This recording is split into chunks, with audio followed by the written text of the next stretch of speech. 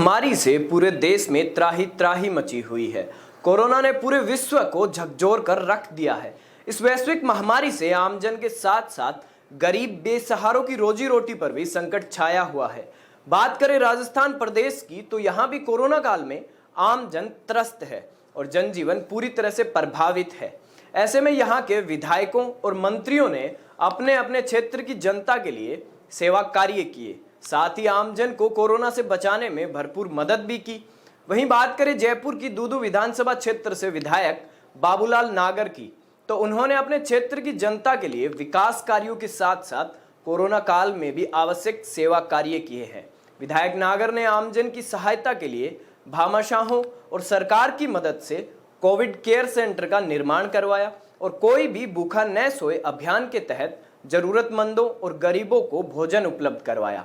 जब हमारे संवाददाता विष्णु शर्मा ने विधायक बाबूलाल नागर से बातचीत की तो उन्होंने कोरोना महामारी को लेकर क्या कुछ कहा, देखिए ये खास रिपोर्ट। टीपीवी न्यूज़ में आपका स्वागत है। मैं विष्णु शर्मा। आज चलते हैं बाबूलाल जी नागर दूदू विधायक के पास, उनसे करेंगे हम खास बात, जानेंगे उनकी विधानसभा का हाल, जानेंगे कोरोना का हाल। कोरोना की तीसरी लहर को लेकर आप उनका प्रयास है। देखिए, प्रदेश में जब से कोरोना महामारी का फैलाव हुआ है, हमने प्रथम फेज का भी बहुत डटकर मुकाबला किया है। लंबे समय तक सरकार ने लॉकडाउन लगाया, लेकिन हमारे क्षेत्र हमने किसी को भूखा नहीं सोने दिया। हमने 4 करोड़ रुपए की खाद्य सामग्री के पैकेट बांटे, 2 करोड़ 5 लाख मैंने मेरे विधायक को उससे दिए और 2 करोड़ रुपए स्थानीय भामाशाहों के सहयोग से हमने घर घर राशन की किट वितरण की। अब दूसरी लहर कुछ ज़्यादा खतरनाक आ गई। इसके लिए हमने कमर कसी, सरकार और भामाशाहों के सहयोग से 3 जगह विधानसभा दूदू में हमने कोविड केयर सेंटर खोले, एक बिचुन में, एक दूदू में और एक खड़ा, तीनों जगह। आज हमारे पास 15-15, 20-20 तो एक कोविड केयर सेंटर पर ऑक्सीजन कंसंट्रेटर है, रेमडेसिविर इंजेक्शंस हैं, मेडिसिन्स हैं। और इसके अलावा जो भी अगर कोई पेशेंट भर्ती होता है तो उसका खाना, चाय, नाश्ता, पेशेंट का अटेंडेंट, वो भी भामाशाहों के सहयोग से हम फ्री करते हैं। इसके अलावा हमने इस कोरोना को 2 तरीके से लिया है। एक तरफ लोग जागृति पैदा करना और दूसरी तरफ लोगों को रोटी रोजी की परेशानी नहीं आई। मैंने 1 महीने में 9 बार प्रशासन की मीटिंग ली है, एक घर में सर्वे करवाया है, प्रिंसिपल को जवाबदेही बनाया है और इस जो 1 महीने का लॉकडाउन का टाइम रहा, करीब 2100 से ज़्यादा मैंने नरेगा योजना में काम सैंक्शन कराया है। आज मेरे विधानसभा में आने वाले इस 1 सप्ताह में 50,000 लोग नरेगा पर लग जाएंगे। मैंने इतने कार्य सैंक्शन करा दिए, इसलिए रोटी रोजी से किसी को परेशानी नहीं आए। इसके अलावा जो तीसरी संभावित लहर, जो वैज्ञानिक भी बोल रहे हैं, उनका ये कहना नहीं है कि ये लहर आई जाएगी, उनका कहना है कि लहर को रोका भी जा सकता है। अगर जनता ने कोरोना गाइडलाइन की पालना करी तो ये जो लहर है ये रुक सकती है। और इस कोरोना के संबंध में पूरा जागृति अभियान चला रखा है हमने। वैक्सीन इसका अंतिम इलाज है, इसलिए हमारा ध्यान इस ओर है कि सब युवाओं को वैक्सीन लग जाए। जिन्होंने पहला डोज लिया उनको सबको दूसरी डोज मिल जाए। इसमें पूरा दबाव बना रखा है, वैक्सीन चालू हमारे यहाँ। इसके अलावा भी मैंने जो जितने भी हॉस्पिटल है मेरे विधानसभा के, इनके इंफ्रास्ट्रक्चर को मजबूत करने के लिए 4 करोड़ रुपए की वित्तीय स्वीकृति मेरे विधायक कोष से जारी हो चुकी है, जिसमें मैं 9 तो एम्बुलेंस दे रहा हूँ मेरे विधानसभा क्षेत्र में। 2 जगह ऑक्सीजन जनरेशन प्लांट लगा रहा हूँ, क्योंकि अभी ऑक्सीजन के बारे में बहुत परेशानी आई थी। तो अगर ये ऑक्सीजन प्लांट जैसे ही हमारे लग जाएगा, वित्तीय सैंक्शन निकल गई, तो फिर हमारे 70-80-100 सिलेंडर बनने लग जाएंगे वहीं लोकल में, तो हमें लोकल पर ऑक्सीजन की परेशानी नहीं आएगी। इसके अलावा भी कहना चाहूँगा, अभी मुख्यमंत्री जी को हमने 3 करोड़ रुपए नौजवानों की वैक्सीन के लिए दिए थे, क्योंकि केंद्र सरकार ने हाथ खड़े कर दिए थे। मोदी ने कह दिया था कि नौजवानों को वैक्सीन स्टेट गवर्नमेंट दे, मैं नहीं दूंगा। हमारे मुख्यमंत्री जी ने अभियान चलाया, कांग्रेस ने अभियान चलाया, सोनिया गांधी जी, राहुल गांधी ने अभियान चलाया। आज सरकार ने आज मोदी जी को कहना पड़ा कि हम नौजवानों को भी वैक्सीन सरकार से देंगे। अब जो 3 करोड़ रुपये हमने वैक्सीन के लिए दिए थे, मुख्यमंत्री जी उनको वापस दे रहे हैं। अब जो तीसरी लहर अगर आ जाती है, हम कोशिश करेंगे नहीं आने देंगे। तो ये ऐसा सुनता हूँ कि बच्चों पे ज़्यादा प्रभाव डालेगा, बुजुर्गों पे, गर्भवती महिलाओं पे। तो ये 3 करोड़ रुपये जो और बच रहा है, ये भी पूरा मैं इस हेल्थ इंस्पेक्टर को दे दूँगा, वो पूरा का पूरा चिकित्सा विभाग को दे दूँगा। और ऐसे मेडिसिन, ऐसे उपकरण लाऊंगा कि जो बच्चे अगर बीमार हों तो उनका इलाज हो सके। इसलिए हमने पूरी कमर कस रखी है। रोटी रोजी के लिए किसी को परेशान नहीं होने दूंगा। पर्याप्त नरेगा काम चलाऊंगा।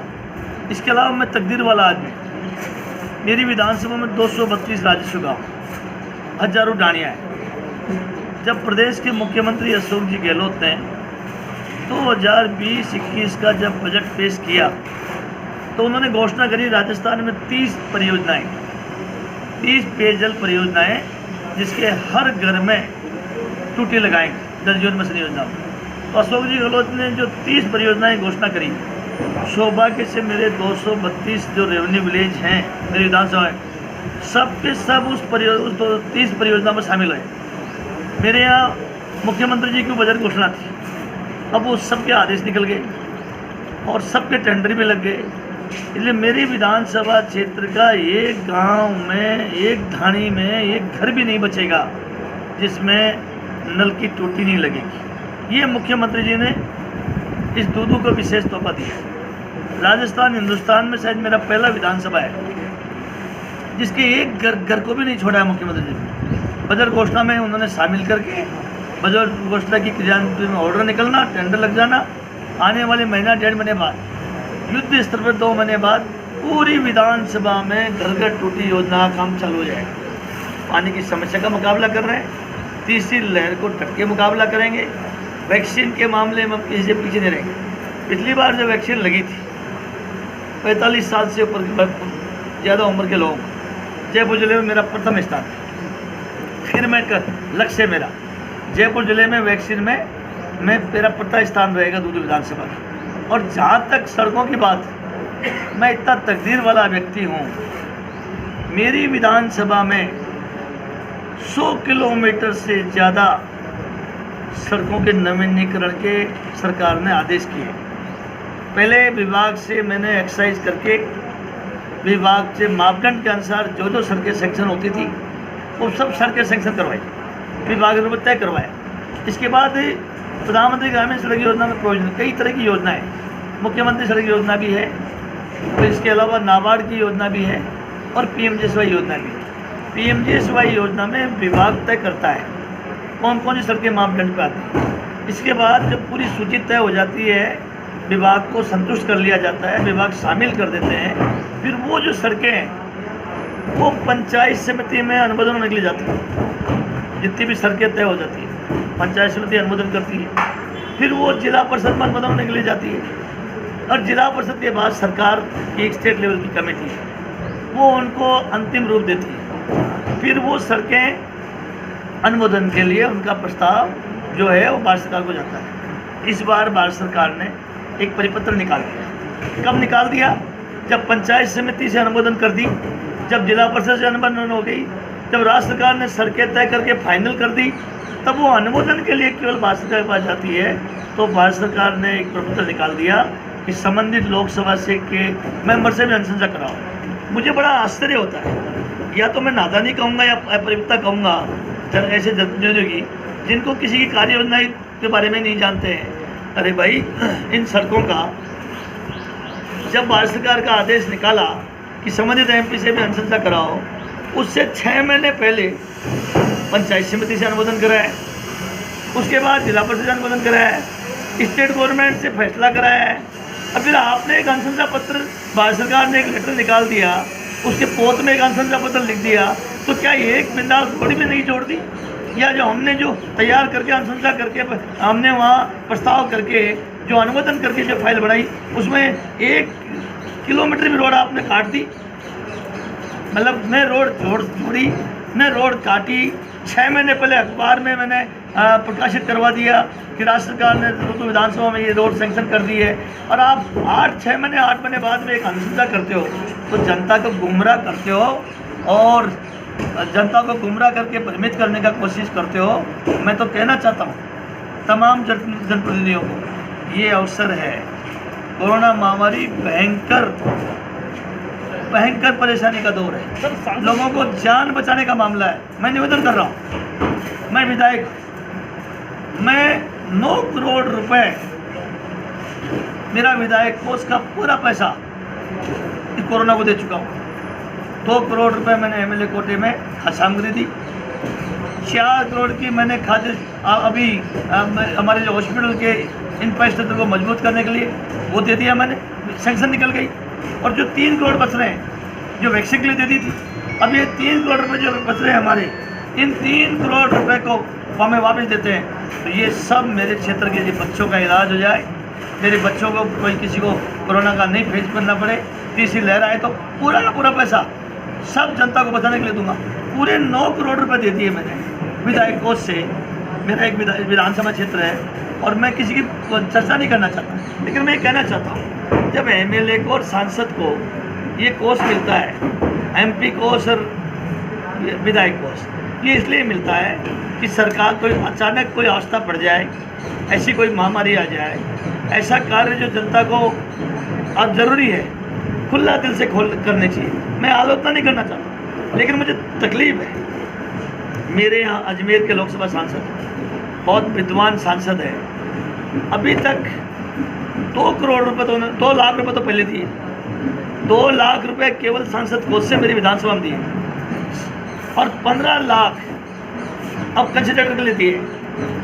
17 लाख रुपए 2 साल बाद 17 लाख रुपए की टोटल अनुशंसा करी है। तो जो हमारा एक सांसद के 8 विधानसभा है, अरे भाई हमारा भी तो हिस्सा बनता है। मैं जब 9 करोड़ रुपए विधायक कोष से दे रहा हूँ केवल कोरोना के लिए, केवल लोगों को बचाने के लिए, तो मैं ये कहना चाहूँगा, मैं मेरे सांसद की बात नहीं कर रहा हूँ, पूरे हिंदुस्तान के सांसदों से कहना चाहता हूँ, पूरे राजस्थान के एमएलए से कहना चाहता हूँ, पूरे सरपंच पंचायत समिति सबसे कहना चाहता हूँ, इससे बड़ा बुरा दौर कभी नहीं आ सकता, इस महामारी से बड़ा। अभी तो हमारी प्राथमिकताएं हैं लोगों को बचाने की। सब लोगों को चाहिए, जो भी उनके अधीन जो भी कार्यकारी, सबके सब लोगों को प्रोटेक्शन करना चाहिए। जिस प्रकार से कोरोना को 2 साल हो चुके हैं, उसी प्रकार ये साल भी जा रहा है, लेकिन इसमें दूसरी लहर में जो हमें जनहानि हुई और जो कोरोना काल में ऑक्सीजन की कमी हुई है दूसरी लहर में, उसी को देखते हुए सरकार ने जो लॉकडाउन लगाया, उसके बाद अनलॉक की प्रक्रिया शुरू हुई, लेकिन उसके बाद भी आमजन अब लगातार लापरवाही बरत रहा है। जैसे कि वैज्ञानिकों ने कहा कि तीसरी लहर आने की संभावना है, लेकिन क्या पता कि अगर हम सावधानी बरते तो वो तीसरी लहर ना आए, लेकिन अगर तीसरी लहर आ गई तो हम सब के लिए दोबारा से मुसीबत खड़ी हो जाएगी। ऐसे में टीपीवी न्यूज़ भी आपसे आह्वान करता है कि इस कोरोना काल में आप लापरवाही न बरतें और अपने स्वास्थ्य का ध्यान रखें। धन्यवाद। जय हिंद।